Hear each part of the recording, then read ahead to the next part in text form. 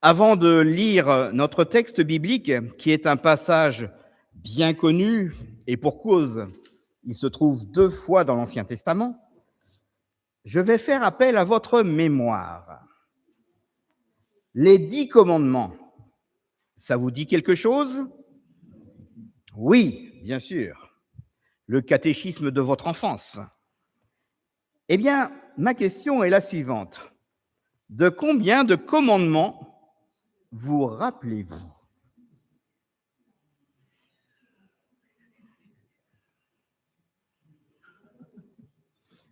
Je laisse un peu de temps pour la réflexion.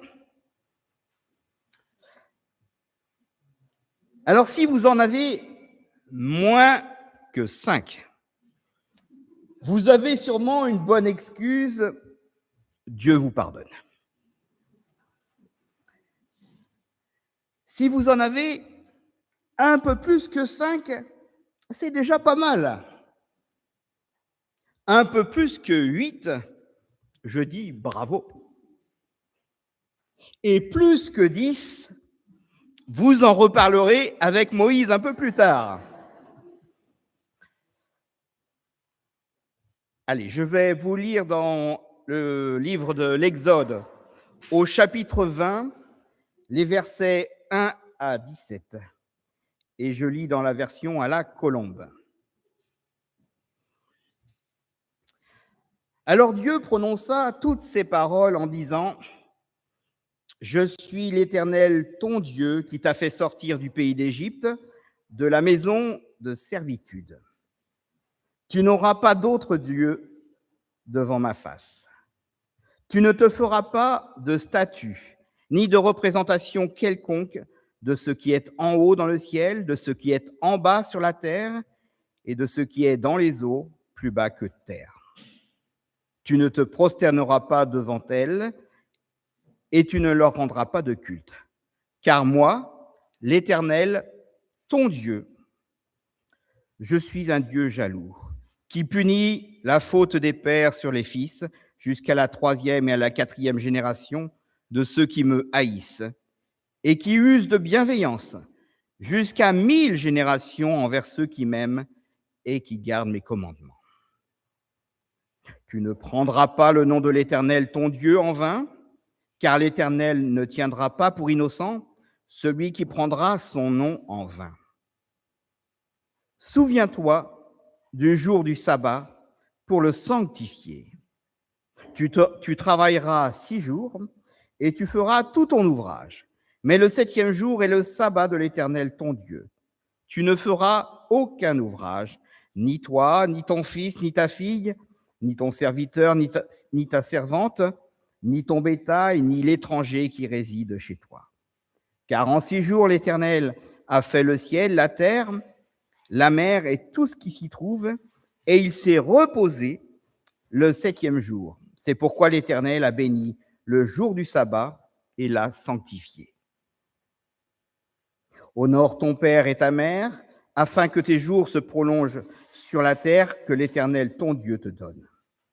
Tu ne commettras pas de meurtre, tu ne commettras pas d'adultère, tu ne commettras pas de vol, tu ne porteras pas de faux témoignages contre ton prochain, tu ne convoiteras pas la maison de ton prochain, tu ne convoiteras pas la femme de ton prochain, ni son serviteur, ni sa servante, ni son bœuf, ni son âne, ni rien qui soit à ton prochain. Je suis l'Éternel, ton Dieu, qui t'ai fait sortir du pays d'Égypte et de la maison de servitude. Voilà comment tout commence. Avant même le premier commandement, avant même la première interdiction, avant même la première loi, il y a un contrôle d'identité. Vos papiers, s'il vous plaît, nom, prénom, date de naissance. Et Dieu décline directement son identité. L'Éternel y va directement. Il ne dit pas « obéis-moi », non. Il se présente et se pose comme le Dieu libérateur. C'est moi, je suis, et je t'ai libéré. Autrement dit, les 10 commandements naissent dans la liberté. La loi naît dans la liberté et non pas malgré la liberté. À ce propos, faisons un rapide détour par le livre de la Genèse. Quant au jardin d'Éden, Dieu donne à Adam et Ève la toute première loi, c'est déjà une loi de liberté. Tu pourras manger de tous les arbres du jardin, mais tu ne mangeras pas de l'arbre de la connaissance du bien et du mal, car le jour où tu en mangeras, tu mourras. La liberté est justement dans ce tous les arbres. La loi pose d'emblée une liberté totale, avec une seule petite restriction. Et cette interdiction est là pour les protéger, pour les garder en vie. Une sorte de garde-corps pour ne pas tomber dans le précipice. Pourtant, aujourd'hui, nous avons du mal à l'entendre ainsi. Une loi, c'est avant tout une interdiction. D'ailleurs, comme nous croulons sous les lois, sous les codes civils, pénals, du commerce, administratif, de l'éducation, des collectivités, de la fonction publique, du tourisme, et j'en passe, mais aussi, comme nous croulons sous les ordonnances, les textes réglementaires, les décrets, les arrêtés, les injonctions, et même les normes, les procédures, etc. Et je ne parle même pas de ce qui arrive de l'Europe. Nous voyons, et cela est tout à fait naturel, nous voyons les lois comme des entraves à la liberté. Et elles le sont. Effectivement. En France, la passion normative se résume à quelques chiffres. Il y aurait aujourd'hui près de 400 000 normes, plus de 11 000 lois, quelques 320 000 articles liés à ces lois, et j'ajoute les 130 000 décrets. Imaginez un peu. Notre démocratie a accouché d'un monstre, un monstre de papier qui s'appelle la loi. Or, vous connaissez l'adage, nul n'est censé ignorer la loi. J'ai donc le regret de nous annoncer que nous sommes tous en infraction. Oui, réfléchissez bien. Votre fenêtre est-elle bien aux normes? Garez-vous bien votre voiture au bon endroit? Il y a sûrement un truc dans votre vie qui cloche au regard des lois actuelles, et peut-être même que nous l'ignorons. Il faut avoir le courage de commencer par là. Nous vivons dans une société qui légifère sans cesse. Et comme cela ne suffit pas, on ajoute des chartes à signer, des règlements intérieurs, des cases à cocher, des CGU, conditions générales d'utilisation, que personne ne lit, mais que tout le monde valide et signe. Même le nouveau conseil municipal de Cray, sitôt installé, a proposé de rajouter ou de reformuler des règles du règlement intérieur. Un exemple, ne riez pas. Les élus de la majorité proposent qu'à la mention congé de maternité soit ajouté ou congé de paternité. Cela en dit long sur l'idéologie en place et sur son degré de préoccupation pour le travail et l'action. Les congés d'abord. Bref, vous l'avez compris, il y a le droit du travail, le droit fiscal, le droit de la route, le droit des données personnelles, Il y a des lois pour construire, des lois pour démolir, des lois pour naître, des lois pour mourir, et à cela se surajoutent des lois qui ne disent pas leur nom, des lois informelles, les injonctions sociales, la tyrannie de la performance, la pression de l'image, l'impératif du bonheur. Avez-vous remarqué que les médias s'y mettent aussi? Des verbes à l'impératif, en veux-tu, en voilà. Buvez, ne mangez pas cela, protégez-vous, faites ceci, mais pas cela. Disons-le, avec la loi, notre démocratie a créé un alien de mots. Et cet alien nous aliène. La modernité a inventé la servitude sans maître visible. Et c'est peut-être là la plus efficace de toutes les servitudes. Une servitude sans maître. Alors, quand on entend les 10 commandements, notre réaction naturelle, c'est la méfiance. Encore des règles, encore des interdits. Tu ne feras pas ceci, tu ne feras pas cela. On compte les tu ne, il y en a 8 sur 10.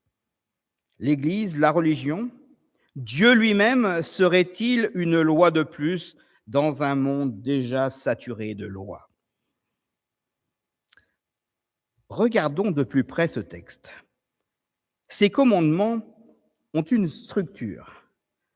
Les 3 premiers concernent la relation à Dieu et les 6 derniers, plus courts, la relation aux autres.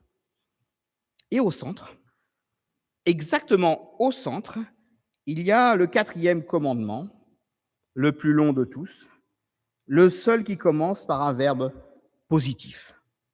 Souviens-toi du jour du sabbat pour le sanctifier. Posons un regard neuf sur ce texte. Ici, dans son ensemble, la loi de Dieu joue un rôle que nous sous-estimons volontiers. Elle n'est qu'une privation. Mais j'aimerais vous dire qu'elle est aussi une protection. Pas une camisole de force comme toutes les lois modernes qui nous enserrent petit à petit. Non, la loi de Dieu est une protection. Tu ne tueras pas, c'est-à-dire protège la vie. Tu ne voleras pas, protège la propriété. Tu ne témoigneras pas faussement, protège la réputation et la justice. Ces lois, finalement, elles sont simples et elles rendent service à soi, à mon voisin et à la société tout entière. Et les Hébreux le savaient bien. Pour eux, la Torah, la loi, n'était pas un fardeau, c'était plutôt un cadeau. La preuve que l'Éternel prenait leur humanité au sérieux. On ne donne des règles qu'à ceux qui ont une dignité à protéger. On ne légifère que là où il y a une vie qui compte. Certes, il faut le concéder, la loi de Dieu peut être aussi un peu contraignante. Mais contraignante, je vais faire une image, contraignante comme les berges d'une rivière. Sans les berges, l'eau s'éparpille, se perd et cesse d'être une rivière. Ici, le décalogue donne une forme. Il permet à la liberté de ne pas se noyer dans elle-même. Une sorte de nécessité, finalement. Mais revenons à ce 4e commandement sur lequel je voudrais qu'on s'attarde et qui nous parle du sabbat. Dans un monde qui légifère surtout, il n'y a pratiquement plus d'espace légalement garanti pour ne rien faire. Le droit au repos existe sur le papier, en théorie, mais la réalité est tout autre. Les magasins sont ouverts. Les week-ends sont remplis. Les notifications sur le téléphone ne s'arrêtent pas. Et j'ajoute les activités et nécessités quotidiennes, les repas à préparer, lessive, tâches domestiques, etc. Nous avons collectivement accepté d'être disponibles en permanence, aliénés en quelque sorte, sans même nous en rendre compte. Cela s'est fait petit à petit. Et cela s'appelle la servitude. Voilà pourquoi le sabbat, lui, est une résistance inscrite dans la loi de Dieu elle-même. Elle ne dit pas « si tu as le temps, repose-toi ». Elle dit clairement « le 7e jour est le sabbat de l'Éternel ton Dieu, tu ne feras aucun ouvrage ». C'est une obligation, mais une obligation de liberté, pas une prison, une loi au-dessus des lois, une loi qui impose à la loi des hommes de s'arrêter. Et regardez la liste de ceux qui sont inclus dans ce commandement. Toi, ton fils, ta fille, ton serviteur, ta servante, ton bétail et l'étranger qui est dans tes portes. Personne n'est exclu. Le sabbat n'est pas le repos des puissants pendant que les autres continuent. C'est une égalité radicale. Pendant un jour, personne n'est producteur, personne n'est consommateur, personne n'est au service de quelqu'un d'autre. Un jour. Et en voilà la raison, car en 6 jours, l'Éternel a fait les cieux, la terre et la mer, et tout ce qui y est contenu, et il s'est reposé le 7e jour. Parce que Dieu lui-même a su s'arrêter. Voilà la raison. Dieu a su s'arrêter, non par fatigue, Dieu ne fatigue pas, mais pour marquer que la création était bonne, complète, suffisante. Le repos de Dieu n'est pas une absence, c'est une contemplation, c'est une admiration. C'est la liberté de regarder ce que l'on a fait et de dire « c'est bien, c'est chouette ». Dans le grand temple de Nîmes, peut-être y en a-t-il qui y sont déjà allés, dans le grand temple de Nîmes, il y a 2 plaques monumentales, environ 4-5 mètres de haut, 2 tablettes de marbre noir, où sont écrits précisément les 10 commandements en entier. Et comme par hasard, notre commandement arrive juste à hauteur de nos yeux. Alors je dis aussi pour ceux qui sont plus grands que moi, il y en a beaucoup.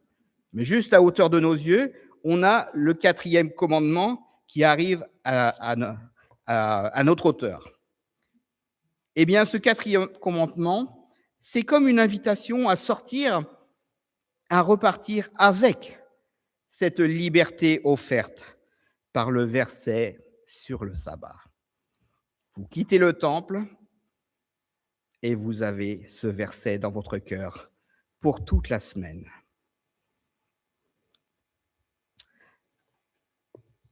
Finalement, peut-être que la question n'est pas « dois-je observer le sabbat ?» mais « ai-je encore un espace de liberté dans ma vie ?» Un espace où je ne produis pas, un espace où je ne performe pas, où je ne suis pas défini par mon utilité, un espace libre où je peux simplement être comme je veux, devant Dieu, devant ma famille, devant les autres, devant moi-même, être libre. Eh bien, il me semble que c'est ça le sabbat, le sens du repos hebdomadaire dans le décalogue. Pas une case à cocher en plus, pas un rite vide, mais un acte de résistance contre l'idole de la productivité. Une confession de foi que la vie vaut plus que ce qu'elle produit.